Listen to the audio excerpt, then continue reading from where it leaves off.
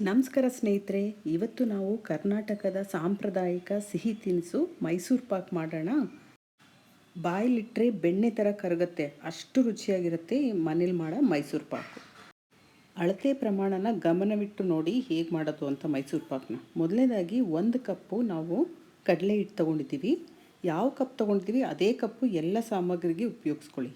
2 ಕಪ್ಪಷ್ಟು ಸಕ್ಕರೆ ಹಾಗೂ 2 ಕಪ್ಪಷ್ಟು ರೀಫೈಂಡ್ ಆಯಿಲ್. ಕೆಲವೊಬ್ಬರು ಸಕ್ಕರೆ ಪಾಕ ತೆಗೆದು ನಂತರ ಬೇರೆ ಸಾಮಗ್ರಿಗಳನ್ನ ಹಾಕ್ತಾರೆ, ಬಟ್ ನಾವು ಈ ವಿಧಾನದಲ್ಲಿ ಮಾಡ್ತೀವಿ. ಈಗ 3/4 ಕಪ್ಪಷ್ಟು ತುಪ್ಪ ತಗೊಳ್ಳೋಣ. ನೀವು ಇದೇ ಅಳತೆ ಪ್ರಮಾಣನ ಉಪಯೋಗಿಸ್ಕೊಂಡ್ರೆ ಮೈಸೂರು ಪಾಕು ಕೆಡಕ್ಕೆ ಸಾಧ್ಯನೇ ಇಲ್ಲ, ಪರ್ಫೆಕ್ಟಾಗಿ ಬರುತ್ತೆ. ಡಿಸ್ಕ್ರಿಪ್ಷನ್ ಲಿಂಕ್ನಲ್ಲೂ ಈ ಡೀಟೇಲ್ಸ್ನ ನಾನು ಕೊಟ್ಟಿದ್ದೀನಿ, ನೋಡ್ಕೊಳ್ಳಿ.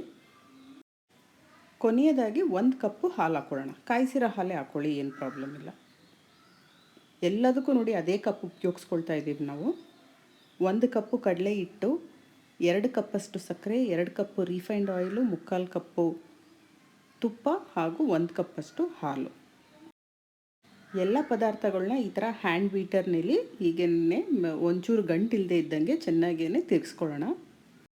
ಇಲ್ಲಿ ನೋಡಿ ನಾವು ಯಾವುದೇ ಕಲರ್ ಉಪಯೋಗಿಸಿಲ್ಲ ಹಾಗೂ ಎಸೆನ್ಸ್ ಕೂಡ ಹಾಕಿಲ್ಲ. ದಿನ ಬಳಕೆ ನಾವು ಯಾವ ಪದಾರ್ಥಗಳನ್ನ ಉಪಯೋಗಿಸ್ತೀವಿ ಅದೇ ಪದಾರ್ಥ ಉಪಯೋಗಿಸ್ಕೊಂಡು ಈ ರುಚಿಕರವಾದ ಮೈಸೂರು ಪಾಕ್ ತಯಾರಿಸ್ತಾ ಇರೋದು. ನೋಡಿ ಇವಾಗ ಎಲ್ಲನೂ ಗಂಟಿಲ್ದಿದ್ದಂಗೆ ಒಂದ್ಸಲ ತಿರ್ಗಿಸ್ಕೊಂಡಾಯಿತು.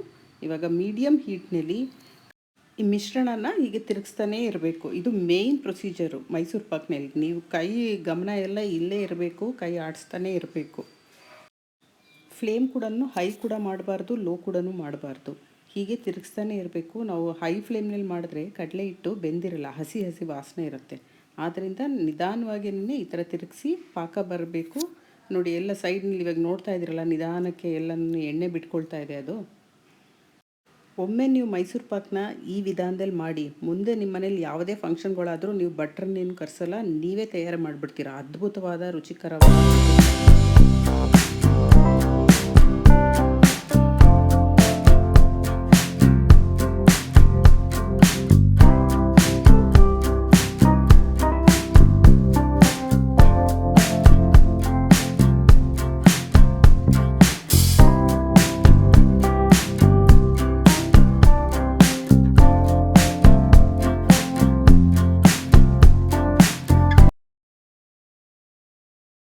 ಆ ಪಾಕ ತೆಗಿಯೋ ವಿಧಾನ ನಿಮ್ಗೆ ಗೊತ್ತಾಗಲಿ ಅಂತಲೇ ವಿಡಿಯೋನ ಫಾರ್ವರ್ಡ್ ಮಾಡಿದೆ ಎಲ್ಲ ಪ್ರೊಸೀಜರ್ಸ್ನ ತೋರಿಸ್ತಾ ಇರೋದು.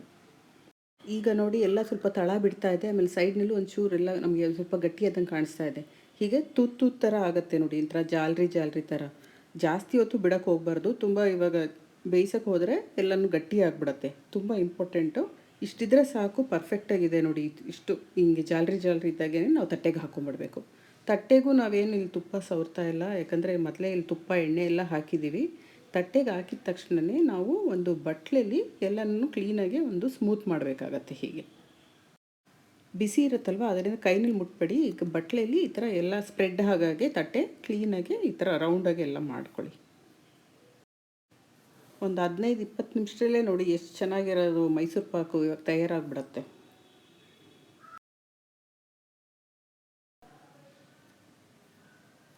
ನೋಡಿದ್ರೆ ಪಾತ್ರೆಯಲ್ಲಿ ಆಗಲೇ ಕೊನೆಯಲ್ಲಿ ನೋಡ್ತಾ ಇದ್ದರೆ ಇದೆಲ್ಲ ಗಟ್ಟಿನೇ ಆಗೋಯ್ತು. ಆದ್ದರಿಂದ ನಾವು ತುಂಬ ಹೊತ್ತು ಅದನ್ನು ಬೇಯಿಸಬಾರ್ದು. ಲಾಸ್ಟ್ನಲ್ಲಿ ಪಾಕ ಬರೋ ಟೈಮ್ನಲ್ಲಿ ಅದು ನೋಡ್ಕೊಬೇಕು. ನಿಮಗೆ ಆ ತೂತು ಜಾಲರಿ ಥರ ಇದ್ದಾಗೆ ಇಳಿಸ್ಕೊಂಡ್ಬಿಡ್ಬೇಕು. ಸ್ಪೂನಲ್ಲೂ ಒಂದು ಸಲ ಎಲ್ಲ ಕಡೆಯೂ ಹೀಗೆ ಸ್ಮೂತ್ ಮಾಡಿಬಿಡಿ. ಮೈಸೂರು ಪಾಕನ್ನ ನೀವು ಬೇರೆ ಯಾವ ವಿಧಾನದಲ್ಲಿ ತಯಾರು ಮಾಡ್ತೀರಾ ಅಂತ ನಮ್ಮ ಕಮೆಂಟ್ ಸೆಕ್ಷನ್ನಲ್ಲಿ ತಿಳಿಸಿ. ಪೀಸಸ್ ಮಾಡೋವರೆಗೂ ನಿಮಗೆ ತಾಳ್ಮೆ ಇಲ್ಲ ಅಂದರೆ ನೋಡಿ ಈ ಪುಡಿನೇ ತಿನ್ನಿ, ಅದ್ಭುತವಾಗಿ ರುಚಿಯಾಗಿರುತ್ತೆ. ಒಂದು 10 ನಿಮಿಷ ಆದಮೇಲೆ ನಿಮಗೆ ಯಾವ ಶೇಪ್ ಬೇಕೋ ಆ ಶೇಪ್ನಲ್ಲಿ ಈ ಥರ ಹಿಂಗೆ ಮಾರ್ಕಿಂಗ್ಸ್ ಮಾಡ್ಕೊಬೇಕು.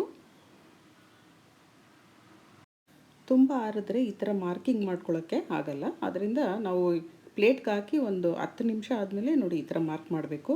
ಆಮೇಲೆ ಒಂದು 20 ನಿಮಿಷ ಅಟ್ಲೀಸ್ಟ್ ಬಿಡಿ, ತಣ್ಣಗಾದ್ಮೇಲೆ ನಾವು ಆ ಕಟ್ಟಿಂಗ್ಸ್ ಮಾಡ್ಕೊಳ್ಳೋಣ.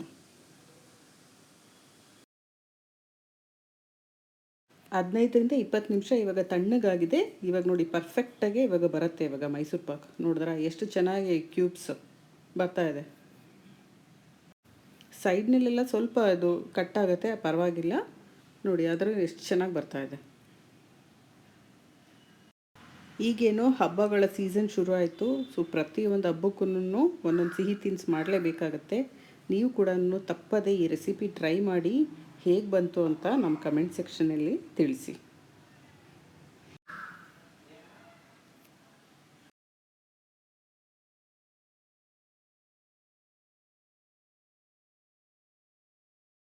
ಎಷ್ಟು ಸಾಫ್ಟಾಗಿದೆ ಅಂದರೆ ಬಾಯಲ್ಲಿಟ್ಟರೆ ಬೆಣ್ಣೆ ಥರ ಕರಗೋಗ್ತಾ ಇದೆ. ನೀವಂತೂ ಖಂಡಿತ ಈ ರೆಸಿಪಿ ಟ್ರೈ ಮಾಡಬೇಕು. ನಾವು ಹೇಳೋದ್ಕಿಂತ ನೀವು ಟ್ರೈ ಮಾಡಿ ರುಚಿ ನೋಡಿದ್ರೇ ಗೊತ್ತಾಗುತ್ತೆ ಎಷ್ಟು ಸಿಂಪಲ್ಲಾಗಿದೆ, ಆದರೆ ಅಷ್ಟೇ ಅದ್ಭುತವಾದ ರುಚಿ ಅಂತ. ನಮ್ಮ ಚಾನೆಲ್ನ ಹೀಗೆ ಸಪೋರ್ಟ್ ಮಾಡ್ತಾಯಿರಿ ಹಾಗೂ ಸಬ್ಸ್ಕ್ರೈಬ್ ಮಾಡಿ.